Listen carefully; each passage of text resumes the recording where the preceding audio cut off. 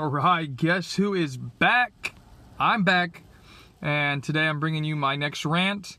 Looks like there will be two this week, but this one I think you guys are really going to enjoy, and it's one that I've wanted to kind of discuss for a while, and it's all about the mental aspects about the game of soccer and how to be successful with that. So, to get you started, I read a quote about a week and a half ago, give or take, and it went like this, and it said, 80% of high school coaches demand mentally strong players, 90% of college coaches demand mentally strong players, and 100% of professional coaches demand mentally strong players. So the question that I now have for everybody is, why is mental strength, mental fortitude, mental toughness really not taught at youth soccer? Because if we're going to excel at the highest levels, mental toughness has to be paramount. It's so important. So I'm going to bring you that topic, and we're going to get discussing it right now. So let's get into it. Let's go. Before I really dive into this, I want to hear from you. Do you think that mental toughness is crucial for players to reach the highest level, the next level, whether it's college, professional, or to play for Man City, for example, Man United, PSG, Real Madrid, whatever? Do you think it's necessary? Yes or no? Let me know. So I'm going to tell you this, my opinion. I think mental toughness, that fortitude, is one of the hardest things, not only about soccer, but in life, right? And I say that because, can you take a hit? Let's say you're in a game. Can you take a hit and can you stand back up, right? And in life, can you take a hit and can you stand back up, or do you go and get defeated? So I'll give you an example. Yesterday, my team won the Orlando City Winter Classic, and the game was miserable. It was like 45 degrees, pouring rain, terrible conditions. And so before the game, before the warm-up, the first thing I brought the kids in, and I said, listen, I was like, this game is going to be fun, but it's going to suck at the same time because it's a final. There's going to be pressure, and there's going to be added pressure because the conditions suck. But I said, guess what? We're going to find out today who wants to be a champion. And in the end, players stepped up. In the end, players stepped up and said, you know what, we want to be a champion regardless of the conditions.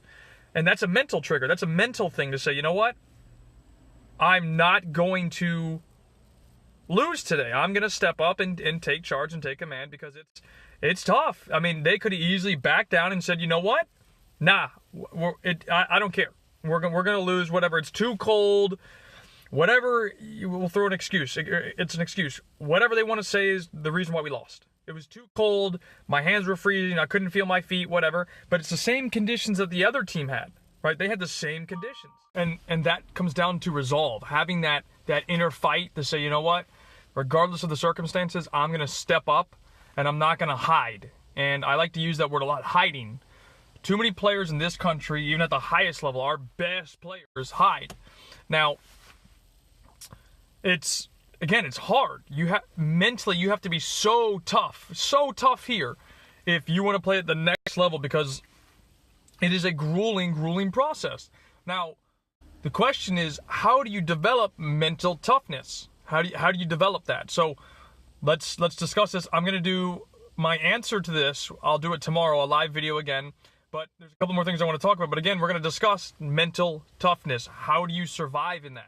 Even when you're taking a beating, like I remember a game that I played when I was like 15 years old, and my team was getting smacked. We were getting knocked off the field. It was 6-0, but me, in that moment, I stood up, and I said, you know what? I don't care. I don't care that I'm losing 6-0, 5-0, 4-0, whatever the score, right? 6-0, and we lost the game 6-0. I stood up, and I was always trying to make the game happen. It didn't matter to me what the score was. It mattered that I had the mental strength to say, you know what, I'm going to keep going. I'm going to keep fighting regardless of anything else. And I believe that not many of our country's players have that resolve to say, you know what, no matter what happens, no matter what, I'm going to keep going. And you can listen to some of the most successful people in the world, and they talk about how it's all here, mental, right? Because there's going to be negative things are going to happen. You could get hurt. You could lose your job. Whatever, right? You could lose your position on the team. And I'll use that example. You could lose your position on the team. Do you respond and say, you know what, the coach is wrong. you shouldn't have done that, or do you step up and say, you know what, it's on me to make myself better, to show coach that he's wrong for taking me out? And how many players have that, right? And that's all ages. How many players go, you know what, my coach decided to take me out, I have to prove when I go back in that I deserve to play. And I'll tell you this, when I played for the national team, for U.S. men's national futsal team, we were losing to Mexico 6-2. We lost the game 6-2 rather. And you know what? I was the first guy subbed out. And I'll admit it, I was the first guy subbed out. And it's because I didn't do what the coach wanted me to do. He kept saying we need to be more aggressive. Now, aggressiveness isn't necessarily my style. I'm not a super aggressive player. But you know what? I proved back into the coach. I went back in a couple minutes later because he knew my qualities. And I said, you know what? I'm going to have to step up. And I said, I'm not going to let that one thing where I wasn't aggressive enough derail me from doing and playing and wearing the badge of my country. So I stood up and I thrived under that pressure. And we lost the game. But I was like, I'm not gonna let that one little thing deter me from doing what I needed to do in that situation. And I had to be more aggressive. I had to step up and put more pressure, go after players quicker, and do the things that I needed to do to play more. And so I had to step up. If you're the best player on your team, right? And this is a challenge I'm giving you. If you're the best player in your team or one of the best, can you step up? Can you be the go-to player?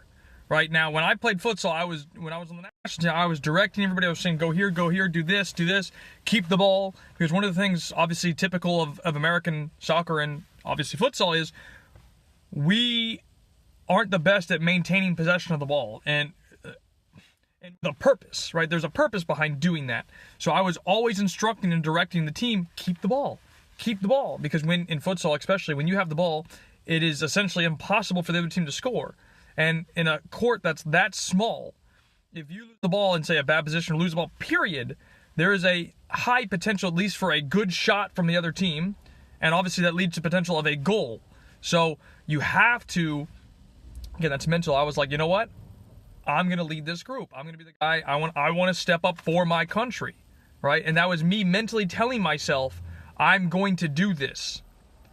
Right? And that's something I said, you know what? I'm representing my country. I'm going to step up and do this for my country. And to be honest, and this is the hardest part, the mental side, it literally comes from you. So when you go, I can't do this, right? You're not going to do it. When you go, I got this, or you know what? I want to be a champion. You have a much higher chance of making that a reality. And it might not happen right away, by the way. It might not happen today. It might not happen tomorrow. But you're giving yourself that mental trigger to say, you know what? I can do it. I can do that. So that's the thing that I was trying to do in the game with my kids. Is to listen, I want to see who wants to be a champion. Even if we lost the game, but the kids showed that heart and that fight, right? They would have showed that in their minds that they want to be a champion. So it's all about that self-talk to yourself. How do you talk to yourself? Do you say, I suck, or bad day for me today? And those are excuses, right? You're making an excuse. If you say, you know what, I'm going to do it, I'm okay no matter what, I got this, eventually you're going to get it. And that's a key takeaway. So pay attention, stay tuned for tomorrow. I will be discussing and going live over all of this and really bridging and helping bridge that gap of the mental triggers and that toughness that you need, that if you want to play at the next level, that you have to have it. Two things before I forget. I want to give a shout out to JD, and he played in the final against my team yesterday, and I want to give him this shout out because honestly I was so impressed with his mental fortitude that he fought through everything. In fact, he was the guy that scored the goal for their team. He got the first goal, so they were winning 1-0, and he stood up and he took the game by the scruff of the neck, and that's how they scored. Because he got the ball, beat a guy, pushed past another one, shot, goal.